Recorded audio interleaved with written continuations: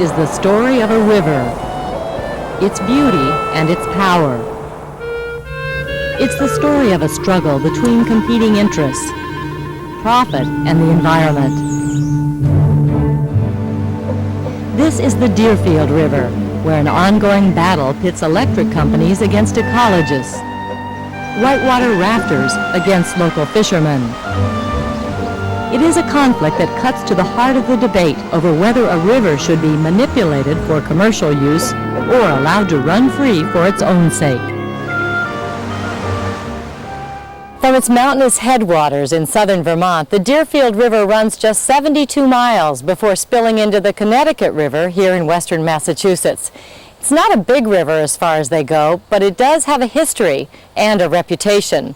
From the earliest days of this century, the Deerfield River has been known as one of the hardest working rivers in the nation. Take a trip along the Deerfield and it quickly becomes apparent just what harnessing a river's power means. Two companies operate 10 hydroelectric plants which dam up the water, divert it through generators, and release it back out to the river bed. For the people who run these plants, river water is, above all else, fuel. A brimming reservoir is like a full tank of gas, and like money in the bank. Hydropower on the Deerfield is a $43 million a year business. Robert Ledger grew up along this river and now supervises 3 of the dams for the New England Power Company. For its size, the Deerfield has 9 different power plants, all generating electricity from the same amount of water. So it really, for a river this size, is very, very heavily used. It's a great renewable resource because the water is used 9 times from the headwaters down to the base of the river. When was this dam built, Bob? This dam was built in 1912. Well, now we don't see water spilling over the dam, but you're generating power right now. How are you doing it? Well, that's right. The purpose of the dam is to provide a reservoir for extra water, and in this case the water is diverted through an intake tunnel. It goes underneath this hill behind us and then into the power plant on the other side. To hydro engineers, water not producing electricity is water wasted. The utilities harness the Deerfield's generating potential by essentially turning the river on and off as needed. When demand for electricity is low, the river is held back, filling the reservoirs and leaving a shallow brook downstream. When demand for power is high, a huge surge of water is released, turning the generators and creating a fast-moving high-water river downstream.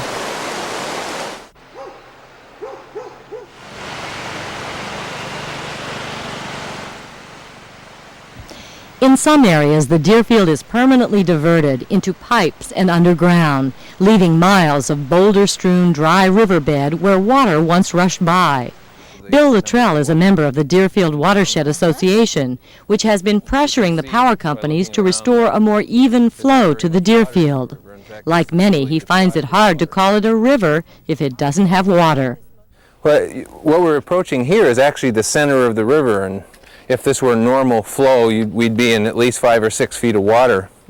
As you can see. Just a few puddles, really. A few puddles. This area is basically being deprived of water that is being used for hydroelectric production.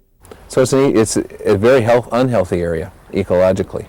It's an area that exemplifies one of the major concerns that we have in the current management of the Deerfield River. For most of this century, the power company's right to manipulate the Deerfield has gone unquestioned, but those days are over. Most of the dams on the Deerfield are up for federal relicensing, and new laws require that concerns over the river's health and the interests of recreational users must be balanced with the company's desire to make power. For the first time in our history, groups other than dam builders and utilities will have a voice in the licensing of how rivers should run. We really have to restore and repair some of these areas. And what we're asking for isn't a lot. We're not asking that they not produce power above these areas anymore. We're asking that they provide minimum releases that will support normal wildlife and normal ecological functions. Once we get this license, we're stuck with it for that 30 to 50 year period. And I'll either be dead or very old by the time we have another opportunity to comment and to figure out what the best management system is for the river. The river, to be operated by the utility companies, has to make a profit. This is the bottom line. As a commercial business, if there isn't a profit there, there's no reason to exist. So, therefore, there's a trade-off. There's a certain limit to which you can't exceed what you're trying to do. It's not going to be what any one particular group wants or sees as the ideal way to run it, but it's going to be rather a combination of the different groups of peoples and their wants and their needs coming to some kind of a mutual understanding.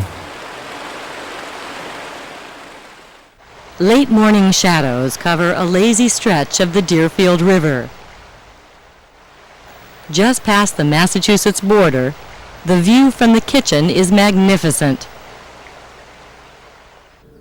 18 miles downstream, it is still quiet at the end of Wilcox Hollow Road. The first water release of the day is scheduled for 1 hour from now.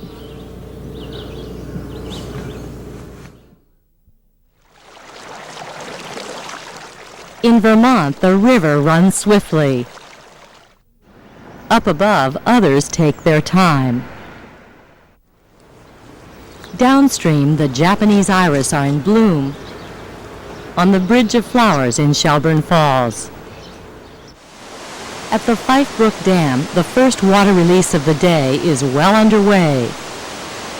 Just below the dam, whitewater kayakers, canoeists, and rafters are out in force, riding the surge of river water for all it is worth. Bruce Lessels is a former member of the U.S. canoe team, who now runs a whitewater rafting company that guides people on trips down the river. It's a tremendous way to enjoy the water, enjoy the scenery. This area of Massachusetts is one of the most remote, probably the most remote area of Massachusetts, and they can enjoy, the whole experience. We get in 6-man rafts with a guide in each raft, and they have a paddle that they actually help out. They propel the boat along with the guide. The guide actually just steers the boat to go where they want to go. But they paddle ahead, they have life jackets and helmets on. People do fall out, that's part of the experience. And that's actually, for people that fall out, it's often the best part of the trip. Whitewater rafters yearn for fast-moving high water to make their rides more exciting and challenging. From their point of view, the more water released at one time from the dams on the river, the better. Rafting companies have prospered here, in part because they have negotiated with the utilities for regularly scheduled releases of water. Last summer, Lessel's rafting operation and 3 others like it on the Deerfield earned nearly $500,000. We started in 1989 and we ran 300 rafters the first summer. Last summer we ran about 4,000 rafters on the river, so it's grown tremendously, and I think it has potential for a tremendous amount of more growth. What we're trying to do is grow it and maintain the quality of the experience and the quality of the trip. Oh yeah, here we go, a little turn. Whitewater rafting is a thrilling way to experience the Deerfield River, but it's not the only way to enjoy it. For generations, people have been coming here to fish for brown trout, shad, and smallmouth bass. It's a pastime as old as the country itself. A pastime some people say has all but been ruined by the paddlers and the power companies. Don Pugh has been fishing the Deerfield for more than a decade.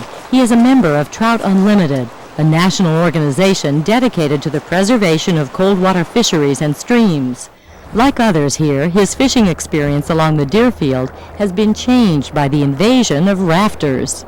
We come way out into the woods to fish alone or fish with a few friends in the quiet and with the river and so forth, and then suddenly there's a flotilla of people who are having a different type of enjoyment, a louder and more boisterous perhaps type of recreation, and it takes away a good deal of the fun of being here. It's no longer an outdoor quiet experience. It's sort of like an amusement park for a period of time. And if I wanted an amusement park, I'd probably go someplace where they had rides. I think that the thing that galls most people who are fishermen here, anglers, that the river is being manipulated to some degree now in terms of the releases and so forth for a a business purpose. The commercial rafting companies are here to make money. They wouldn't be here if they couldn't make money. And that's sort of the galling thing. Somebody's making money off of a public resource, and at the same time, they're impinging upon the public's recreation. We've tried to be as careful as we could to respect the fishermen's rights and you know, allow the fishermen to have the experience they want to have, while at the same time the boaters can have the experience they're looking for. The power company controls the river extensively for the good of society, essentially. The fact that we piggyback on their control of the river and provide hopefully another benefit to society, I think is perfectly valid and I think makes sense.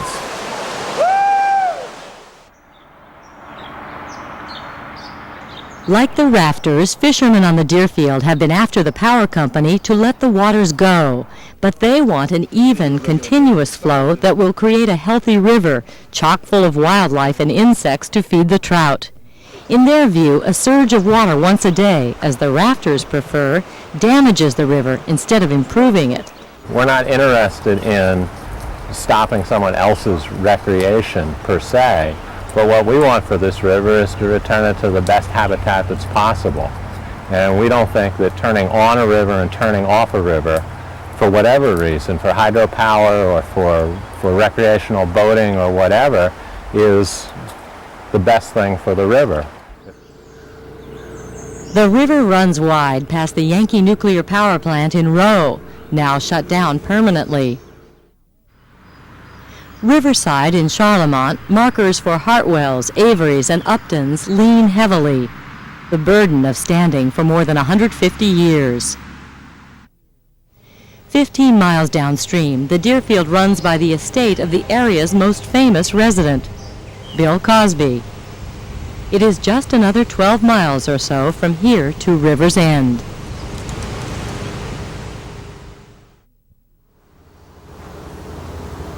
The riverside cottages at Mohawk Park in Charlemont are booked for the summer. Farther downstream, one can see live deer at the Big Indian Souvenir Shop in Shelburne. The pace is leisurely along the river in the village of Old Deerfield.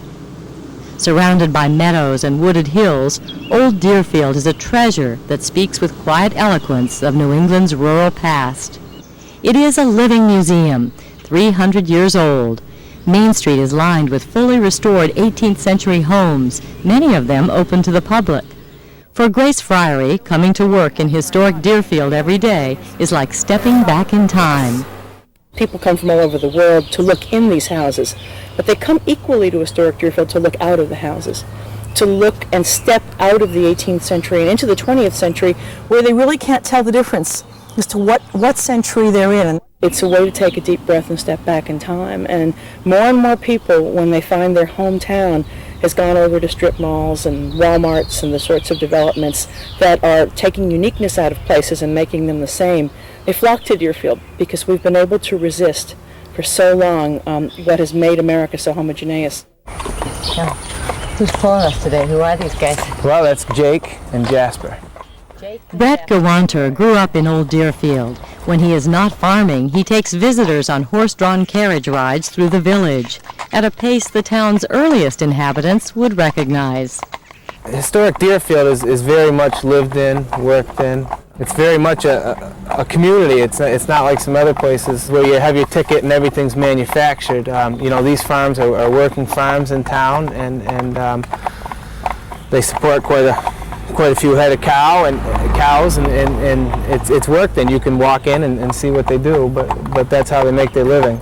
Growing up here, did you really appreciate this, or did you think to yourself, oh, this place is pretty quiet? Well, I think when you live here, maybe you don't appreciate it as much as you would if you had left and come back. But I think it's an awful nice place to live.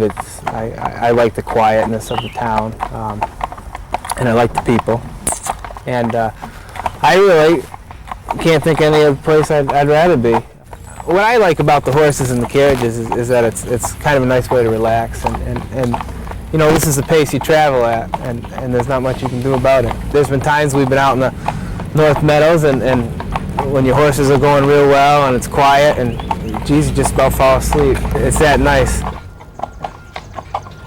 Kind of a funny story is we were heading down to North Meadows and this fellow got in and he seemed really quite nervous to me, and I thought maybe it was because of the horses. He might have been afraid of the horses. He asked me if I'd get off, if I'd stop, and he could get off for a minute. And he got off, and he went around the tree and did his business. And I was joking around with the girl in the carriage. I said, "Well, why don't we take off and leave him here?" And I guess after he got off, he got his nerve up and got back in the carriage and asked her if she'd marry him, and I thought that was kind of neat. And she was quite surprised. Oh yeah, and it's hard because I hate to listen, but I can't help not to. And we have had some other instances where the fellow's written some poetry, and he started in with the poetry and whatnot, and then worked his way up to asking the girl if she'd marry him. And You never had anybody turn him down? no, not yet. But boy, I'd hate to be in the front seat when it happened. I'd feel so bad.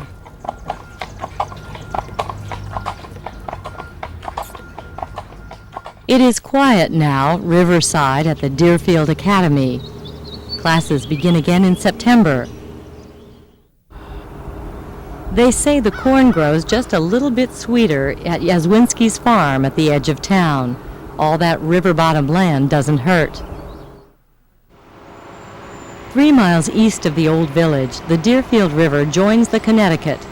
Together, they make their run to the sea.